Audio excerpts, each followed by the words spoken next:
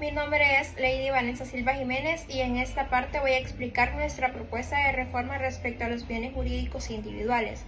Para esta categoría trabajamos con 3 delitos: lesiones, amenazas y estafa, regulados en los artículos 142, 154 y 215 del Código Penal. Primero tenemos el delito de lesiones, regulado en el artículo 142, que busca proteger principalmente la integridad personal y la salud de las personas.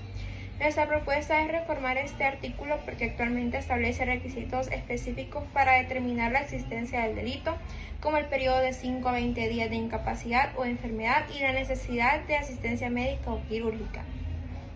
Consideramos que sería conveniente revisar estos requisitos porque una afectación a la integridad de una persona no necesariamente puede valorarse únicamente por la cantidad de días de incapacidad. Por eso proponemos que también se pueda tomar en cuenta la naturaleza y la gravedad del daño ocasionado, de manera que la protección del bien jurídico sea más adecuada y no dependa solamente de esos parámetros. Como respaldo jurisprudencial podemos mencionar la resolución 36-COMP 2021 del 23 de enero de 2024 de la Corte Suprema de Justicia, donde se analiza el delito de lesiones y se establece que debe existir una afectación efectiva en la integridad física o mental de la víctima. En segundo lugar, tenemos el delito de amenazas, regulado en el artículo 154. Este delito busca proteger principalmente la autonomía personal para que una persona pueda desenvolverse sin verse condicionada por la amenaza de recibir algún daño. Nuestra propuesta es reformar este artículo para que exista una mayor precisión sobre cuándo una amenaza debe considerarse penalmente relevante. Consideramos importante diferenciar una amenaza que realmente afecta a la autonomía de las víctimas de situaciones como una discusión, una expresión de enojo o un conflicto entre personas que no necesariamente debería recibir la misma respuesta penal. Por eso proponemos que se establezcan criterios más claros para la aplicación del artículo, manteniendo la protección de la persona pero evitando interpretaciones demasiado amplias. Como respaldo podemos mencionar la resolución 48-COMP 2025 del 22 de enero de 2026 de la Corte Suprema de Justicia relacionada con la aplicación del delito de amenazas. Finalmente, tenemos el delito de estafa, regulado en el artículo 215, cuyo bien jurídico protegido es el patrimonio. Este delito se relaciona con aquellas situaciones en las que una persona utiliza un engaño para provocar un error y obtener un beneficio causando un perjuicio patrimonial. En este caso, proponemos reformar el artículo principalmente para adaptarlo a las nuevas formas en las que se puede cometer este delito. Actualmente los medios digitales son utilizados constantemente para realizar transacciones y también pueden ser utilizados para engañar a las personas, por ejemplo, mediante redes sociales, páginas falsas, aplicaciones, mensajes o transferencias electrónicas. Consideramos que la regulación debe contemplar de una manera más clara esas nuevas modalidades. Esto no significa que cualquier problema relacionado con una compra por Internet deba considerarse una estafa, sino que debe establecerse criterios que permitan identificar cuándo existe realmente un engaño intencional que provoca un perjuicio patrimonial. Para este delito podemos tomar como respaldo la resolución 42-COMP 2025 del 19 de febrero de 2026 de la Corte Suprema de Justicia relacionada con el delito de estafa. Consideramos que los bienes jurídicos que protegen, como la integridad personal, la autonomía y el patrimonio, siguen necesitando protección penal. Lo que buscamos es que la regulación sea más clara, actualizada y adecuada a las diferentes situaciones que pueden presentarse actualmente. De esta manera, las reformas permitirían mantener la protección de estos bienes jurídicos, pero al mismo tiempo mejorar la forma en la que los delitos sean regulados y aplicados en nuestro contexto. Y en esta ocasión voy a explicar nuestra propuesta de reforma respecto de 3 delitos que protegen bienes jurídicos colectivos y difusos, siendo la primera agrupación ilícita, contaminación ambiental y fabricación y comercio de alimentos nocivos. Nuestra posición es que estos 3 delitos no deben ser derogados porque protegen intereses fundamentales para toda la sociedad. Sin embargo, consideramos que existen aspectos de su regulación que pueden ser mejorados. En primer lugar, tenemos el artículo 345 del Código Penal, agrupaciones ilícitas, que protege principalmente la paz pública. El problema que identificamos está en determinar cuando una persona realmente toma parte en una agrupación ilícita. Consideramos que debido a las graves consecuencias penales de este delito, la pertenencia a una organización no debería establecerse mediante simples presunciones. Por esta razón, proponemos que el artículo establezca criterios más precisos para acreditar esa pertenencia, exigiendo actos objetivos e individualizados que demuestren que la persona se integró consciente y voluntariamente a una organización cuya finalidad es delinquir.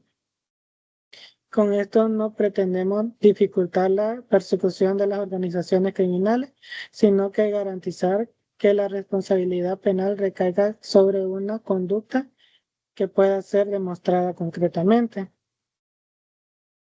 En segundo punto, proponemos refundar el artículo 255 del Código Penal, contaminación ambiental.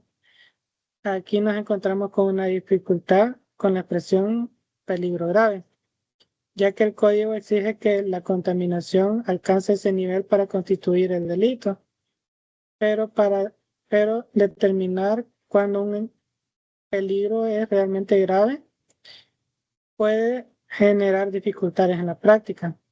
Por eso proponemos establecer criterios que orienten esa valoración, como intensidad y duración de la contaminación, la peligrosidad de la sustancia, la cantidad de personas potencialmente afectadas, la posibilidad de recuperación del ecosistema. Esto también permitiría diferenciar mejor una infracción administrativa ambiental de una conducta que realmente merece una sanción penal. Finalmente, analizamos el artículo 275 del artículo penal, fabricación y comercio de alimentos nocivos, que protege la salud pública. El artículo utiliza diferentes expresiones para determinar la peligrosidad de la conducta. Esta habla de grave peligro, productos nocivos, posibilidad de ocasionar graves daños y riesgos.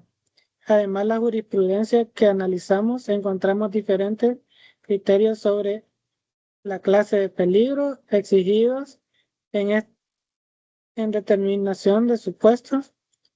Se aborda desde la perspectiva del peligro abstracto, mientras que respecto a otra modalidad se ha exigido un peligro concreto. Por eso proponemos el artículo determine con mayor precisión qué tipo de grado de peligro exige cada una de sus modalidades. Esto facilitaría distinguir entre una regulación sanitaria y una conducta suficientemente grave para justificar la intervención penal. En conclusión, nuestras tres posturas tienen una finalidad común: mantener la protección penal, pero hacerla más clara y precisa. En agrupaciones ilícitas proponemos precisar cómo se acredita la permanencia. En contaminación ambiental, establecer mejores criterios para determinar el peligro grave. Y en alimentos nocivos, aclarar los diferentes niveles de peligro. De esta manera consideramos que puede lograrse una protección efectiva a la paz pública, el medio ambiente, la salud pública, respetando al mismo tiempo la legalidad de la seguridad jurídica y la aplicación proporcional del derecho penal. Muchas gracias.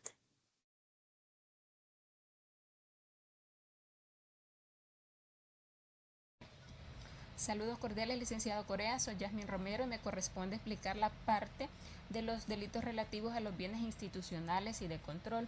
Pues básicamente esta sección trata de garantizar la correcta aplicación de los delitos estipulados en el cuerpo normativo del Código Penal y garantizar la protección del correcto funcionamiento del Estado, de la correcta administración de la justicia, de la fe pública y del correcto orden constitucional.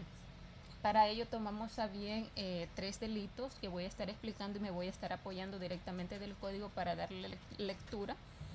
Y comenzamos con el delito de encubrimiento personal estipulado en el artículo 334, cuya conducta delictiva es ayudar al autor o cómplice a eludir las investigaciones, será sancionado con prisión de 3 a 6 años. Consideramos que esta normativa ya está adherida a otro artículo que es el anterior, que es el artículo 334-C del encubrimiento real. El encubrimiento real pues estipula que ocultar, adquirir o recibir dinero producto de un determinado delito será sancionado con prisión de 3 a 6 años. ¿Qué es lo que sucede? Que el verbo rector ayudar, si ayudamos a una persona a evadir la justicia, automáticamente estamos ocultando evidencia. Entonces es conducta que ya está penalizada en el delito de encubrimiento real. Este tipo de normativas lo que hace pues es generar una problemática para los jueces a la hora de resolver casos, y nos encontramos ante el concurso aparente de leyes. La misma normativa del Código Penal en el artículo 7 estipula cómo resolver este tipo de situaciones, y pues básicamente aplicado a este tipo de delito pues concluiríamos de que debe reformarse, puesto que el delito de encubrimiento real, digamos que es una normativa A, y el delito de encubrimiento personal es una normativa B.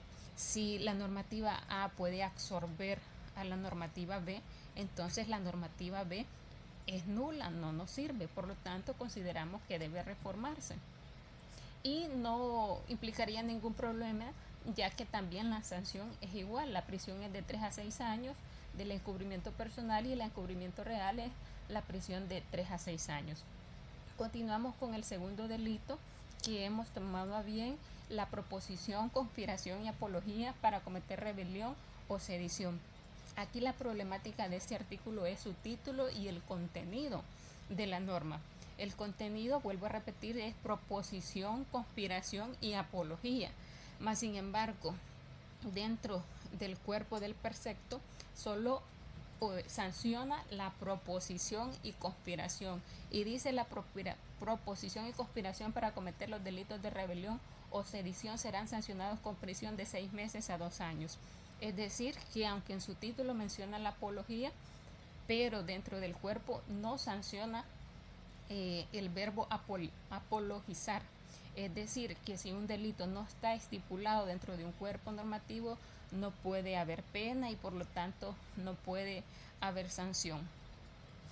Es el famoso principio de legalidad también del artículo 1, que si no está escrito pues no es delito, y por eso se propone o modificar, reformar el título del delito, dejarlo solo como proposición y conspiración para cometer rebelión o sedición, o se está la otra opción de incluir la conducta típica del delito de apología.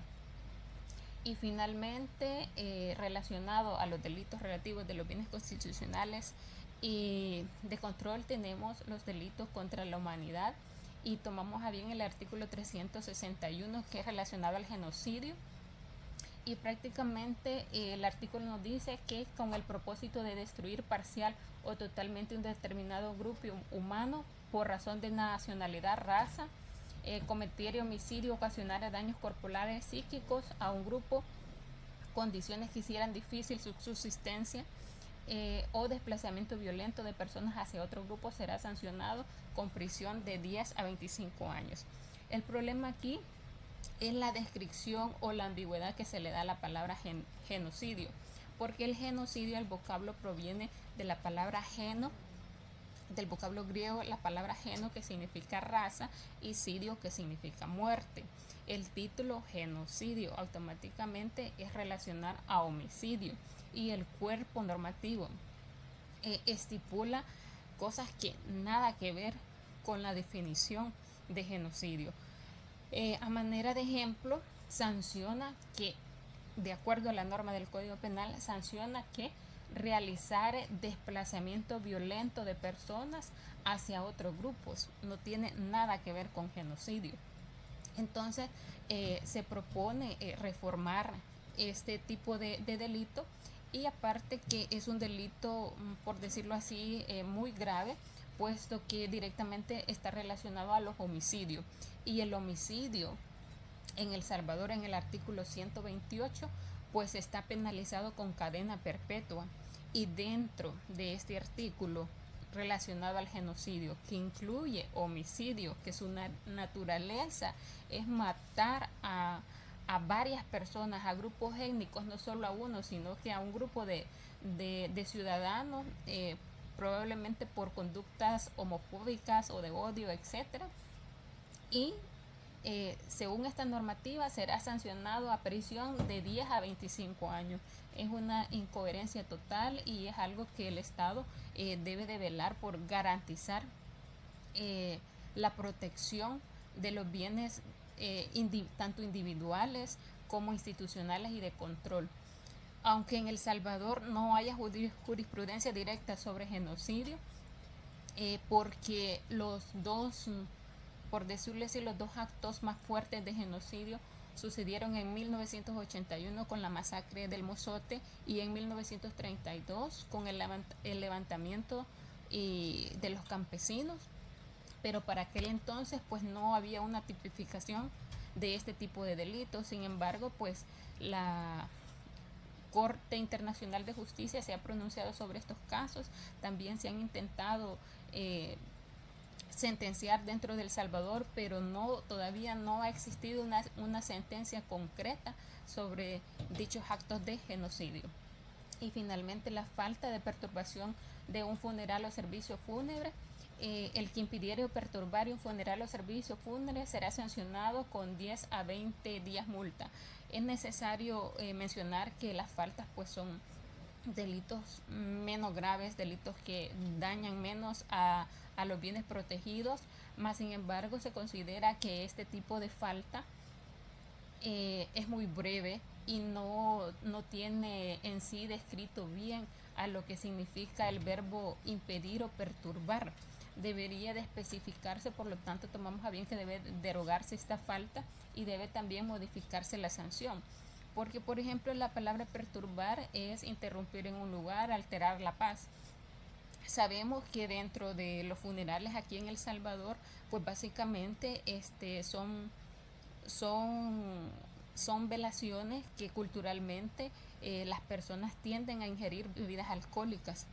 Ya cuando una persona ingiere bebidas alcohólicas puede llorar de más, puede alterar la paz del mismo evento de velación y por lo tanto pues estaría incurriendo dentro de este tipo de falta. Por lo tanto es necesario pues especificar bien a qué hace referencia sobre la perturbación o el impedimento de este tipo de falta. Muchísimas gracias. Ese sería parte de nuestro trabajo, licenciado.